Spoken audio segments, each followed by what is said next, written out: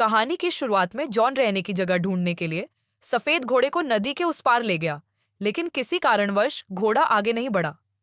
पता चला कि उसका शरीर डूब रहा था। जॉन घबरा गया और उसने घोड़े को ऊपर खींचने की बहुत कोशिश की, लेकिन वह तेजी से डूबता जा रहा था। घोड़ा गिर गया और केवल जॉन ही उसे पकड़े हुए था। अंततः सफेद घोड़े ने धूक भरी आह भरी और गायब हो गया। जॉन दर्द से कराहते हुए जमीन पर बैठ गया। वह एक विदेशी देश का राजकुमार था जो अपनी गंभीर रूप से बीमार मां को बचाने के लिए आया था। लेकिन इससे पहले कि वह उसे ढूंढ पाता, उसके साथी जो उसके साथ कंधे से कंधा मिलाकर लड़े थे, बलिदान हो गए। वह बड़ी मुश्किल से आगे बढ़ पाया, जब तक कि वह कुछ ही दूरी पर एक छोटी सी पहाड़ी तक नहीं पहुंच गया। वह दोनों हाथों का उपयोग करते हुए ऊपर चढ़ा, यह सोचकर कि वह कुछ देर के लिए ठोस जमीन पर आराम कर सकेगा। हालांकि पहाड़ी जमी हुई थी और जॉन नीचे नहीं उतर सका। वह जल्दी से ऊपर जाकर छिप गया। फिर उसने पहाड़ी की ओर देखा और एक बड़ा बूढ़ा कछुआ देखा, जिसकी आंखें जॉन के शरीर से भी बड़ी थीं। जॉन ने सोचा कि बूढ़ा कछुआ बहुत कुछ जानता होगा, क्योंकि वह जीवित है।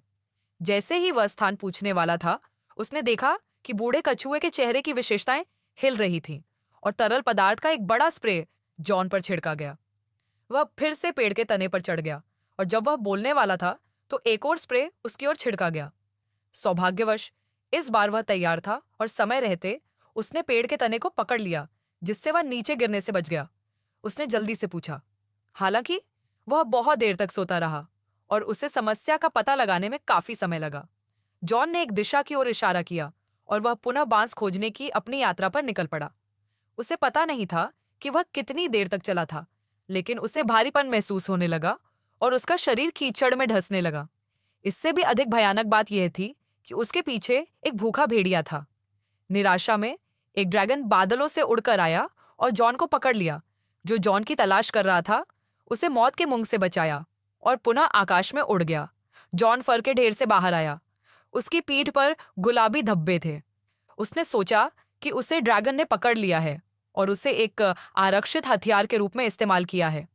जॉन ने ड्रैगन की हथेली खोली और जब ड्रैगन सो रहा था, तब वह चुपके से भाग जाना चाहता था। ड्रैगन की बड़ी बड़ी आंखों से जॉन को पता चल गया कि उसे बच्चे बहुत पसंद हैं और वह उसे कभी नहीं खाएगा। जॉन तुरंत खुशी खुशी ड्रैगन के पास भागा और उसे बताया कि अंकल ड्रैगन ने जो पत्थर पहना था वह फैला हुआ था। जॉन ने उससे पूछा कि क्या वह जानता है कि परी कहाँ है। ड्रैगन ने पास ही में एक छोटी सी गुफा की ओर इशारा किया, जहां दो बौने रहते थे। वे मंजिल तक जाने का रास्ता जानते थे। बौने उसे पहाड़ की चोटी पर स्थित दूरबीन के पास ले गए। दूरबीन के माध्यम से वे दूर स्थित पर्वत के प्राचीन प्रवेश द्वार को देख सकते थे। अगर वे वहां जाना चाहते थे तो उन्हें पहले वहां से गुजरना पड़ता था, लेकिन हर बार कोई न कोई व्यक्ति चौराहे पर पैदल ही जाता था। जॉन हवा और बर्फ के खिलाफ कठिनाई से आगे बढ़ता रहा, जब तक कि उसके सामने एक दर्पण दिखाई नहीं दिया। वह धीरे धीरे दर्पण के पास गया, लेकिन उसमें उसकी छवि नहीं, बल्कि एक छोटा लड़का दिखाई दिया जो सिर झुकाए गंभीरता से किताब पढ़ रहा था। छोटे लड़के को कुछ आभास हुआ और उसने अपना सिर उठाया। दोनों ने एक दूसरे को आश्चर्य से देखा। अगले ही पल छोटा लड़का भयभीत हो गया और उसके लिए विश्वास करना कठिन हो गया।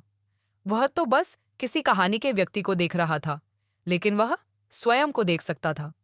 पहले तो वह किताब को दोबारा पढ़ना नहीं चाहता था, लेकिन वह जानना चाहता था कि आगे क्या हुआ। इसलिए उसने किताब उठा ली। पुस्तक में दिखाया हुआ जॉन दर्पण में चला गया था। दर्पण के पीछे दूसरे पर्वत का प्राचीन प्रवेश द्वार था। दो नीली मूर्तियां एक दूसरे की रक्षा कर रही थीं। उन्होंने लड़के से कहा कि यह दुनिया पूर्व की ओर जाने वाली है। केवल एक मानव बालक को ढूंढने और उसे इस दुनिया को नाम देने का मौका देने से ही यह दुनिया हमेशा के लिए अस्तित्व में रह सकती है। जॉन बादलों के बीच से ड्रैगन पर सवार होकर चला गया।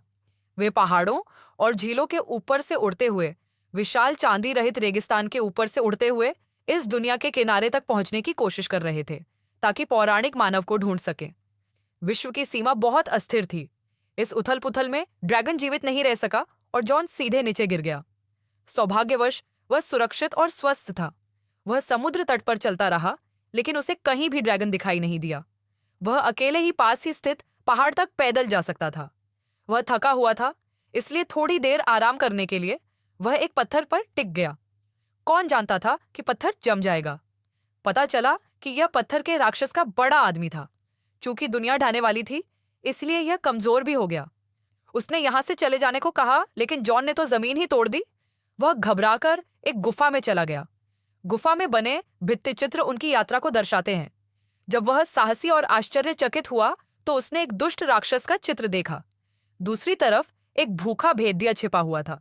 यह सोचकर कि जॉन का सिर काटा जा रहा है, भेड़िए ने विनम्रतापूर्वक पूछा कि क्या उसे मदद की जरूरत है। भेड़िए ने इस बारे में सोचा और जॉन ने तुरंत अपनी रक्षा के लिए एक नुकीला पत्थर पकड़ लिया।